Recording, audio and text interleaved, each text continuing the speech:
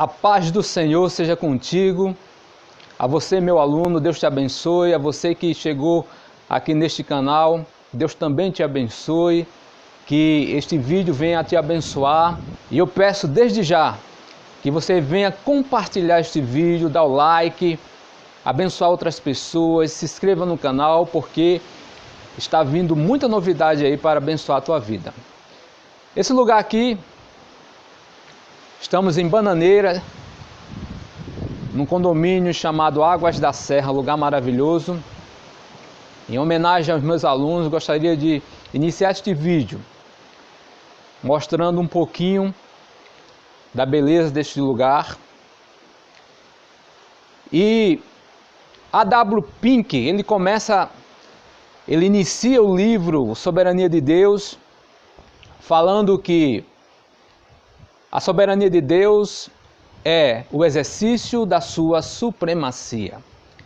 Deus é excelentíssimo, altíssimo, santo, santo, santo, o Senhor que não há de maneira nenhuma comparação, não há concorrência, Ele é único, Ele está no estado, sempre esteve, de um ser supremo.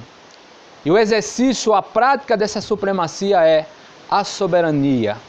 E este é o assunto que nós iremos abordar a partir de agora, logo após a vinheta. Eu sou o Diácono Silvestre e estou aqui para ser usado para abençoar a tua vida. Deus te abençoe.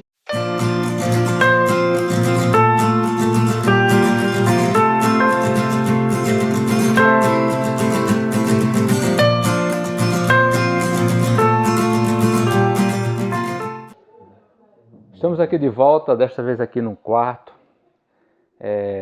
em Bananeira, e o assunto sobre a soberania de Deus é um assunto que, se a gente for realmente estudar as pessoas, nós iremos compreender que a soberania ela está no íntimo de cada pessoa.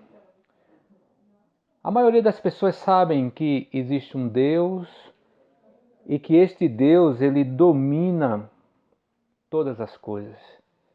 Que esse Deus é soberano e que tudo que existe, a grandiosidade, a beleza de tudo que existe, não tem como não atribuir a um arquiteto supremo, poderoso, grandioso, que a Bíblia chama do Senhor Deus. Mas, como eu disse no início, A.W. Pink ele dá a definição de soberania, falando que a soberania ela é o exercício da supremacia de Deus. E a todo instante, a todo momento, onde nós vamos, onde nós chegamos, conseguimos observar o dedo de Deus sobre tudo e sobre tudo. Em Isaías 46, versículo 10, diz o seguinte: o meu conselho será firme e farei toda a minha vontade. Ou seja, o nosso Deus que é soberano, tudo o que Ele falou que iria fazer, Ele não só fez, como está fazendo e irá finalizar, irá fazer. Tudo que Deus arquitetou no seu plano eterno, no seu decreto eterno, tudo que o nosso Deus arquitetou, Ele vai concluir, Ele vai finalizar. Por isso, nós como reformados, nós acreditamos que aqueles por qual Deus ele destinou o seu Filho Jesus para morrer, todos aqueles que Deus destinou para que seu Filho morresse, todos esses não só irão ser alcançados pela graça, pela salvação, mas como também irão ser chamados, regenerados, mantidos e consumados até chegar aos céus. Ou seja, todos aqueles que Deus de antemão, antecipadamente, na sua eternidade, chamou, todos esses virão. Porque não há nada que Deus não tenha arquitetado, não tenha planejado, que não venha a ser consumado, ou seja, que não venha a acontecer. Por isso, queridos, é impossível Deus querer salvar alguém e este alguém não querer ir até Deus. Porque não há nada que este Deus não consiga fazer. Deus chama quem Ele quer, Deus salva quem Ele quer. Ele é soberano. E ninguém pode perguntar por que isto ou por que aquilo. Porque o vaso não pode, de maneira nenhuma, perguntar ao oleiro, perguntar ao oleiro, por que me fizeste assim? Por que o Senhor me fez desse jeito? Ou por que o Senhor não me escolheu? Ou por que o Senhor escolheu fulano? Não, isto não compete a nós, mas compete a Deus. E outra coisa, Deus não recebe influência de ninguém. A Bíblia diz que ele não tem conselheiro, ele não tem inimigos, ele não tem adversário, ele não tem nada que possa acrescentar, não existe nada que venha, que possa acrescentar a sabedoria, a decisão, a tudo que Deus venha fazer. Ele é único, ele é eterno, ele é um ser que faz tudo, fez tudo e está fazendo tudo sozinho, porque toda a sabedoria reside nele. Por isso a Bíblia nos diz que o caminho de Deus, ele é perfeito. Ou seja, em seus caminhos há uma eterna perfeição. E esta perfeição de Deus, muitas vezes queremos colocar o dedo achando que nós sabemos mais do que Deus. Os nossos porquês, o nosso senso de justiça, com o nosso senso de justiça, achamos que Deus está errado, achamos que Deus não é justo, ou isso ou aquilo. Como eu, uma pessoa finita, posso julgar o eterno Deus com meu senso de justiça? E dizer, o Senhor não é justo porque o Senhor fez isso ou aquilo. Quem sou eu? Se todo o senso de justiça provém de Deus.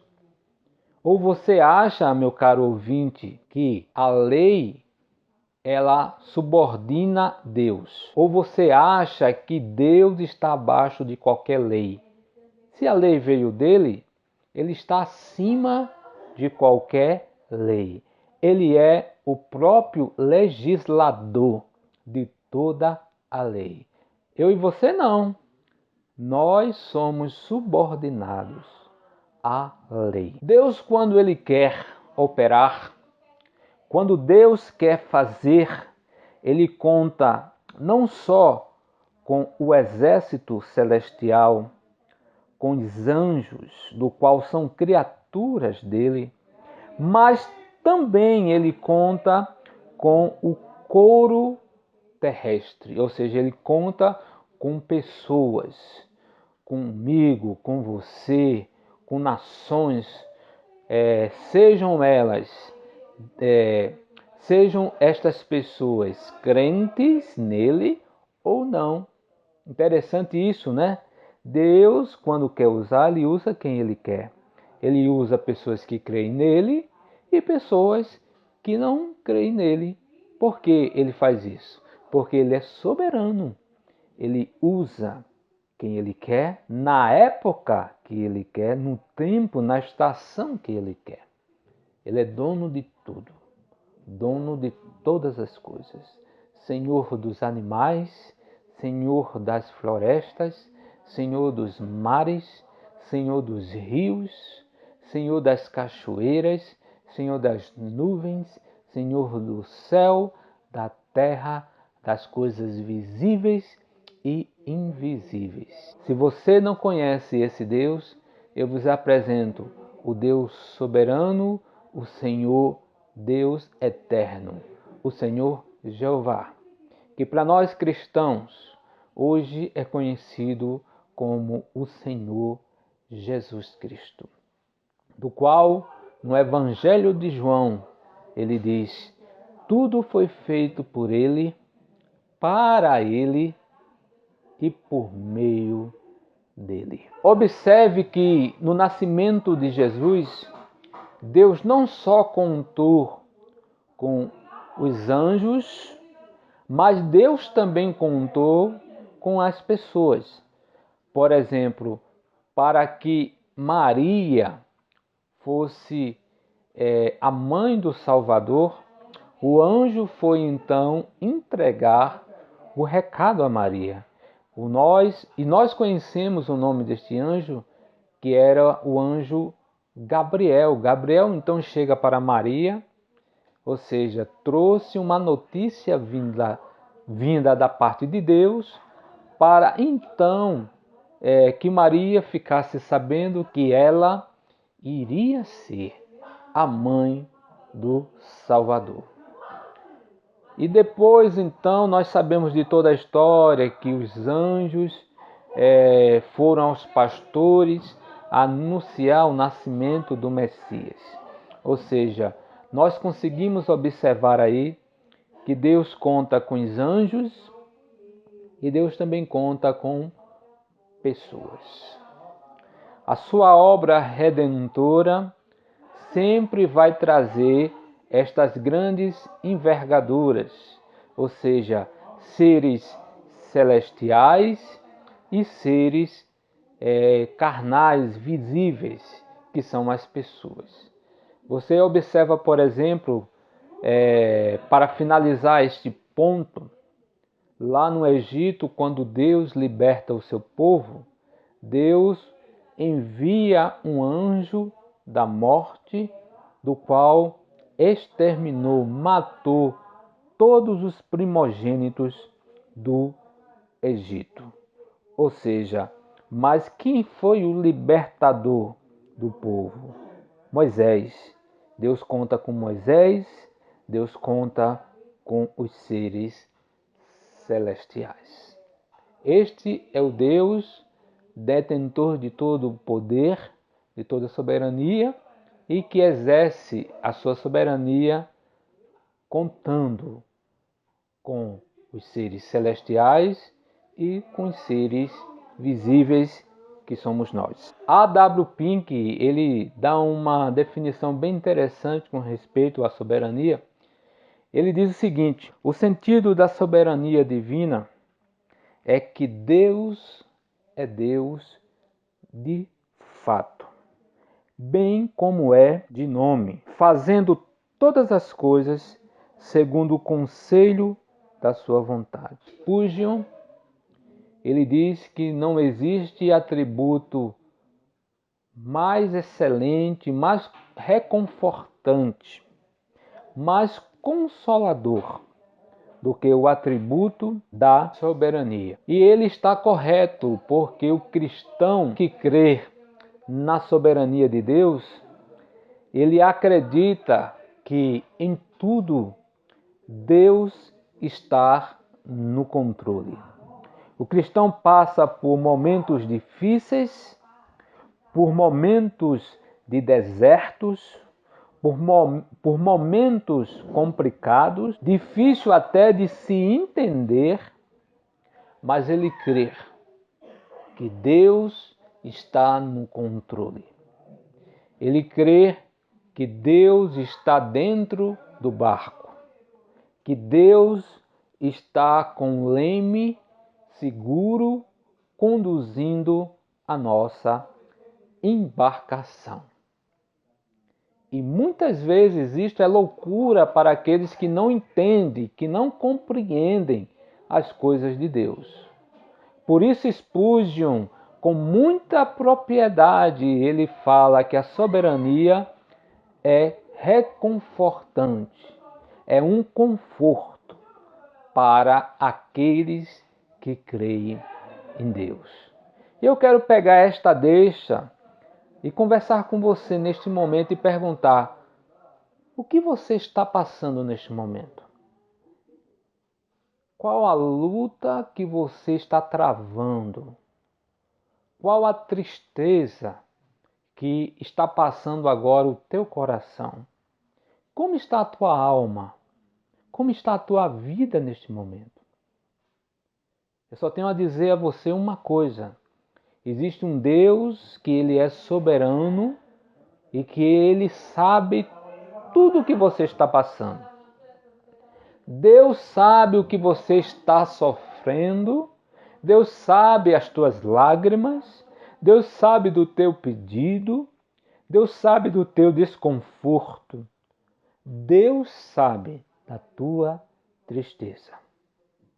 O que Ele quer, o que a Bíblia nos pede, é que você venha confiar nele.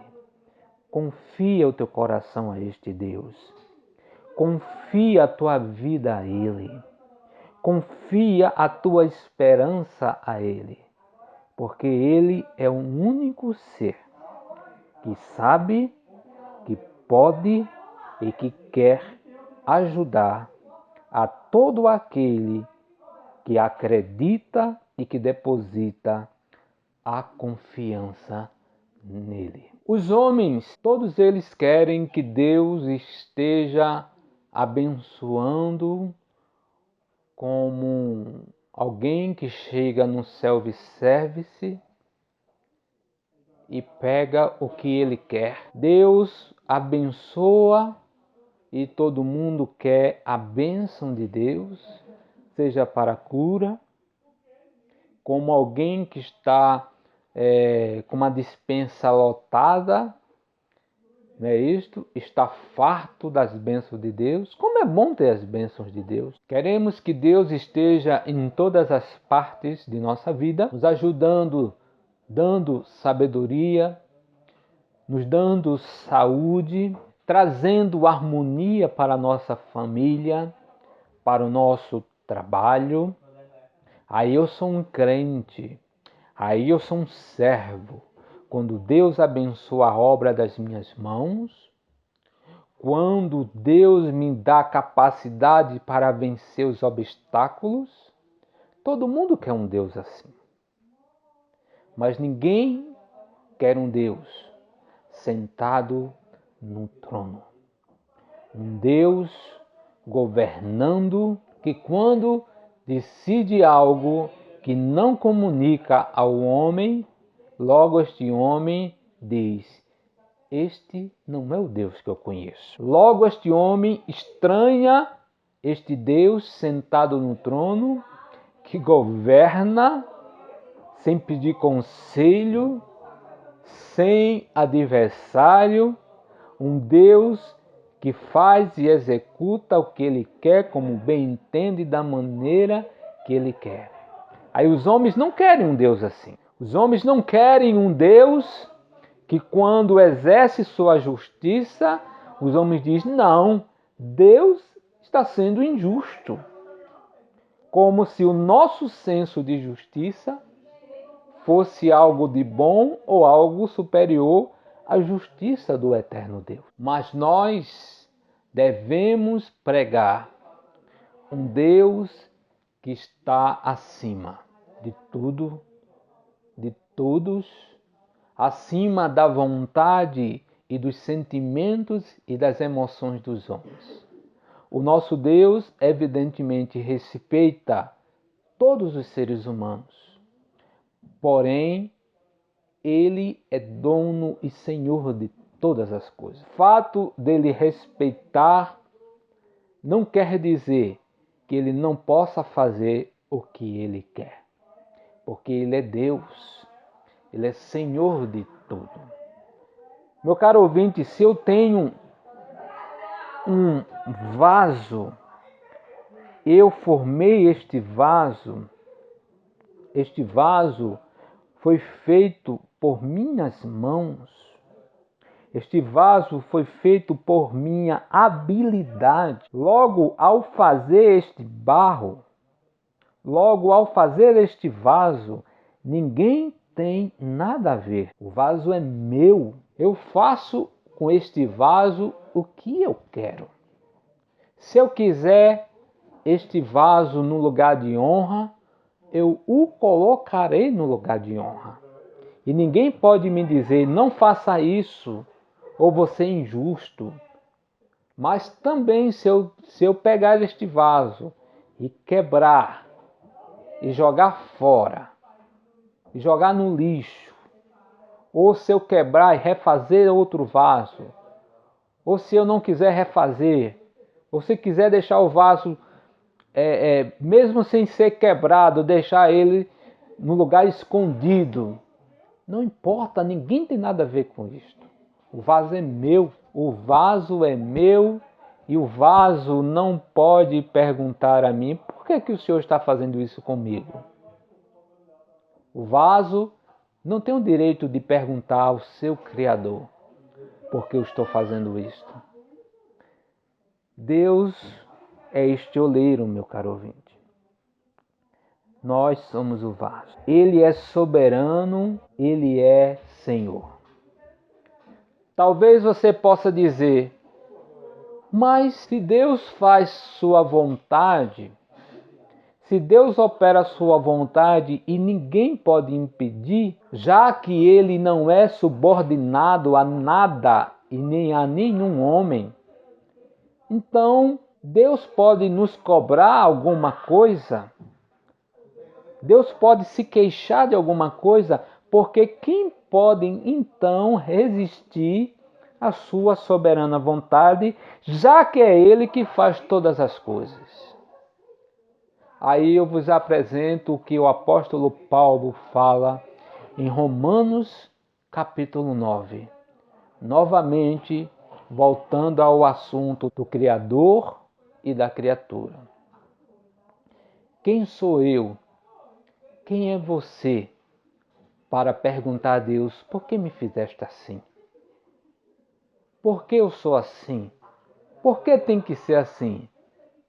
Meu caro ouvinte, a Bíblia nos encerra no silêncio. A Bíblia diz, cale-se diante dele toda a terra. Agora, o que é mais reconfortante que este Deus soberano que faz o que Ele quer e o que bem entende, é que Ele é um Deus de amor, um Deus de bondade, um Deus que tem prazer em abençoar suas criaturas e os seus filhos. Por isso a Bíblia nos aponta a confiar nele, a ter esperança nele e acreditar que tudo o que acontece em nossa vida, seja de bom ou de ruim, é para o meu crescimento, é para a glória deste Deus e é para o amadurecimento dos seus filhos. Nós estamos vivendo uma época que até os mais ortodoxos não querem mais anunciar, pregar um Deus sentado no trono. Porque eles dizem que ao pregar este Deus que é soberano e que está sentado no trono, isto irá eliminar a responsabilidade do homem. E nós sabemos que isto não é verdade. Este Deus que faz e que decreta todas as coisas, Ele o faz de tal forma, de tal maneira, que o homem ele é responsável por seus atos. Quem entregou Jesus, meu caro ouvinte? Eu pergunto a você, quem enviou Jesus para ser morto? Foi o diabo? Foi Moisés? Foi Abraão? Evidentemente que não. Quem enviou Jesus foi o próprio Deus. E aí você poderia perguntar, então quem enviou Jesus para ser morto foi Deus, então Deus é culpado da morte de Jesus. Mas não é o que a Bíblia diz. A Bíblia diz que aqueles que mataram Jesus, aqueles que traíram, aqueles que entregaram, aqueles que mataram o nosso Cristo, todos esses são culpados pela morte de Jesus. Ou seja, a soberania de Deus não elimina a responsabilidade do homem. Muito pelo contrário, a responsabilidade do homem tem como base a soberania de Deus. E desta ela é o resultado. Deus, na sua soberania, ele criou indivíduos condicional. Se nós formos observar Adão e Eva, Deus colocou condições para que eles vivessem e eles poderiam então pecar ou não pecar. E ao desobedecer a ordenança do Deus, Criador de todas as coisas, o casal então passou a ser responsável por sua desobediência. Então Adão e Eva caíram, pecaram da graça de Deus, foram expulsos do paraíso. Foram expulsos da presença de Deus. Por quê? Porque foram postos de forma condicional. Na soberania de Deus, eles foram postos de forma condicional. Agora, meu caro ouvinte, observe que os eleitos de Deus em Cristo Jesus, eles irão chegar até o seu fim, guardados e preservados pelo próprio Deus. Então, a condição dos eleitos é posta de uma forma incondicional. O que eu quero dizer com isto? Que aqueles que Jesus salvou, por aqueles que Jesus morreu, estes nunca irão se perder. Estes nunca irão retroceder. Estes nunca irão voltar atrás ou ficarem desviados dos caminhos do Senhor. Quando eles ouvirem a voz do seu pastor, estes seguirão como um rebanho obediente, guardado e guiado pelo próprio Deus.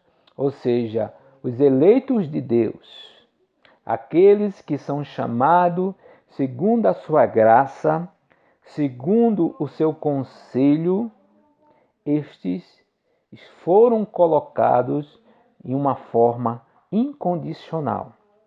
São chamados de uma forma incondicional, ou seja, eles não podem, é impossível a estes resistirem ao chamado de Deus.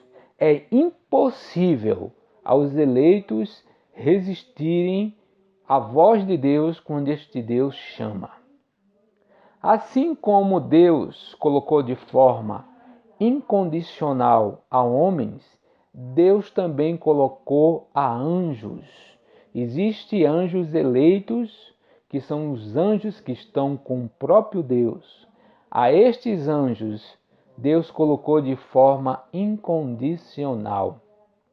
E estes anjos não podem mais, de maneira nenhuma, se desviar ou se rebelar contra Deus.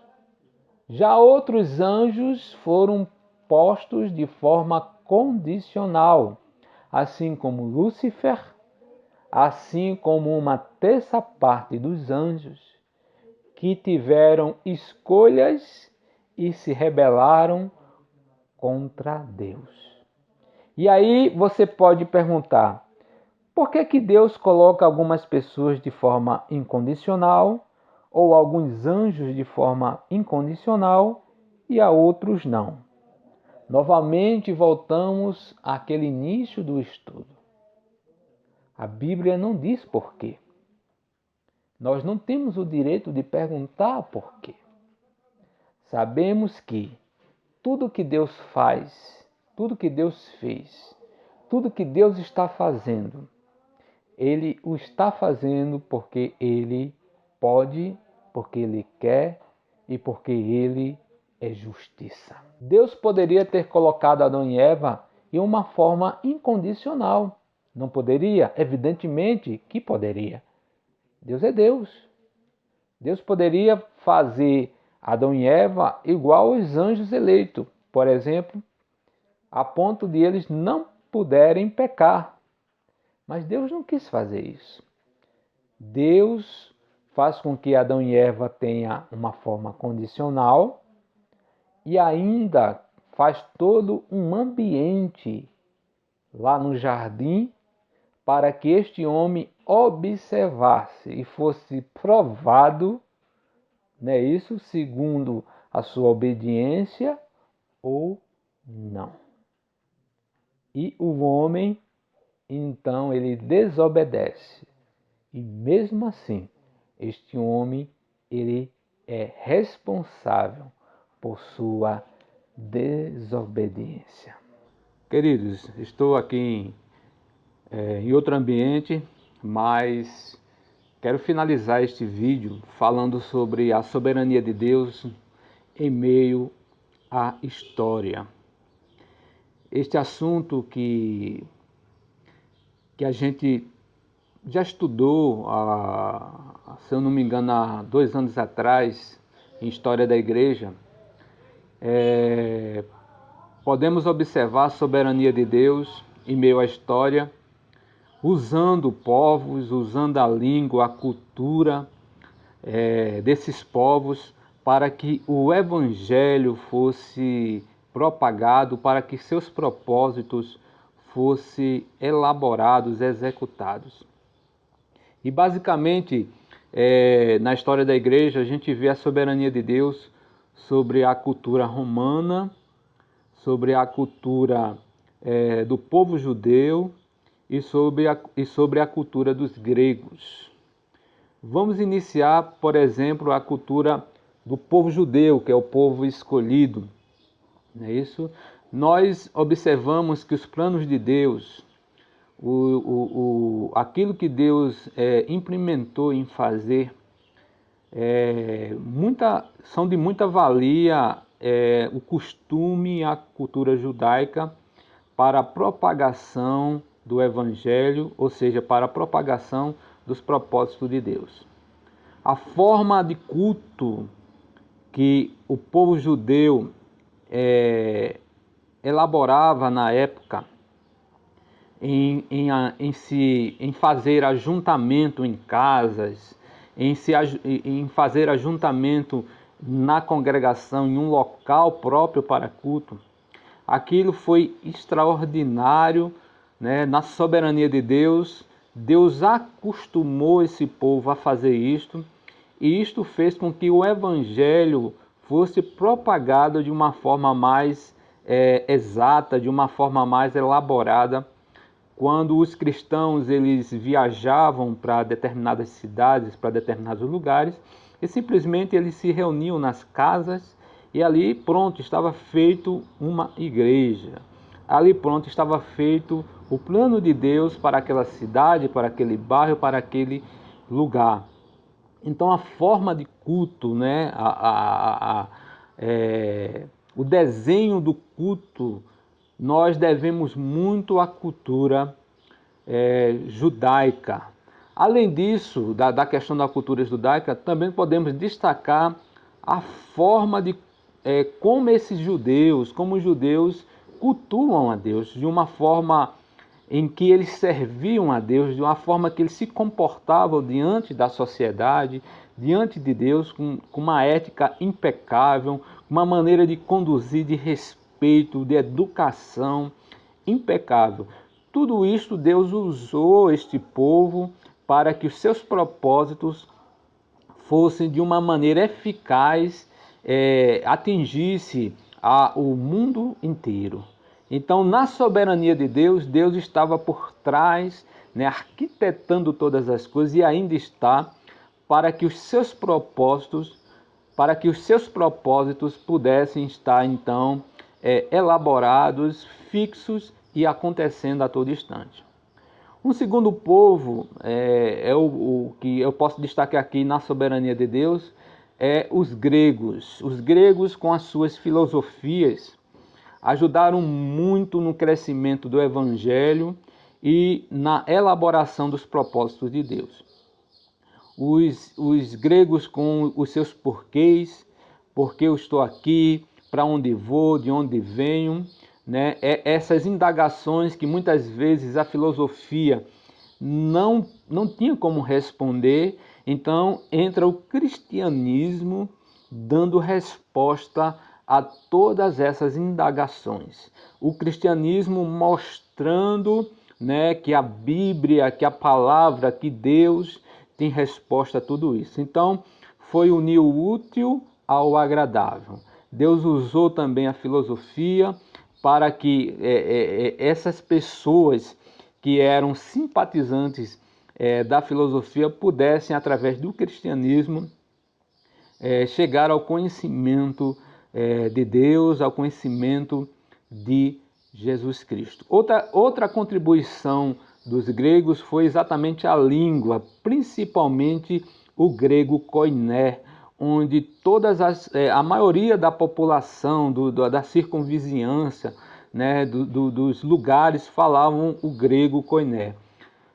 Com uma só língua, né, era mais fácil, era mais eficaz de as pessoas se comunicarem e assim o evangelho ter uma maior propagação. Então, através do grego, né, o original, o koiné, muitos são os povos que foram atingidos mais rapidamente, com mais eficácia na propagação do evangelho, e com isso os planos de Deus, os propósitos de Deus, novamente enfatizo aqui, foram mais eficazes, mais rápidos, mais elaborados. Uma outra contribuição é do povo romano, né? Como os romanos também contribuíram para os planos de Deus. Só lembrando que os romanos eram o povo que dominava na época ali da igreja primitiva, né? Oprimia o povo de Deus, oprimia a sociedade, mas mesmo assim, Deus, por trás de todas as coisas, Deus, o Deus que é perfeito, o Deus que é soberano, estava usando, pasmem, o povo romano para abençoar o seu povo, né? Por exemplo, uma contribuição do povo romano foram as estradas. Antes, pouquíssimas pessoas poderiam ir de um lugar para o outro, porque não existiam estradas. Já os romanos, quando dominaram todo o mundo era dominado pelo povo romano, eles criaram estradas em todos os lugares. Com isso, o evangelho, né, chegou mais rápido a outros países. O próprio apóstolo Paulo fez várias viagens, né, de navios, né, de cavalos, por essas estradas. Por isso que tem um ditado que diz, né, todo caminho leva a Roma, é isso? Porque as estradas foram de uma grande valia, de uma grande eficácia para a propagação dos propósitos de Deus, para a propagação do Evangelho. Além disso, o povo romano ele protegia todos aqueles viajantes que iam pelas estradas, né? Naquela época havia muitos assaltos, pelos mares haviam muitos piratas. A partir daquele momento, o povo romano passou então a proteger todos os viajantes. Com isso, o povo de Deus também eram protegidos, guardados, segundo os propósitos de Deus. Olha só, Deus usando um povo que estava oprimindo a sociedade, o povo de Deus, mas Deus usava esse povo para o seu benefício. Então, por trás dessas três sociedades, desses três povos, o judeu, o grego e o povo romano, estava a soberania de Deus, cuidando, executando, elaborando todas as coisas para que os seus propósitos fossem firmes, para que os seus propósitos pudessem acontecer, tá bom? Então, um pequeno resumo, e espero em Deus que você possa deter um pouquinho daquilo que foi exposto para você nesta aula, que você venha ser abençoado e se você puder, se aprofunde mais, leia livros, vá na internet, busque mais com relação à história, à soberania de Deus, e com certeza isso vai enriquecer a tua alma, enriquecer a tua vida. Só relembrando aquilo que o senhor Spurgeon, ele falou que não existe doutrina mais reconfortante do que a soberania de Deus.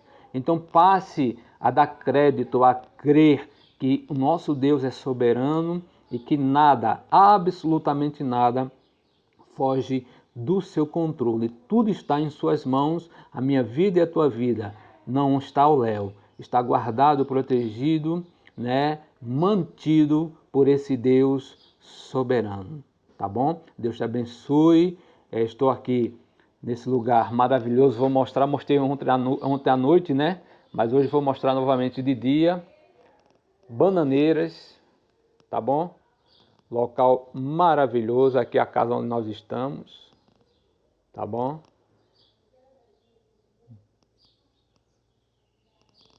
Enfim, Jesus te abençoe e até a próxima.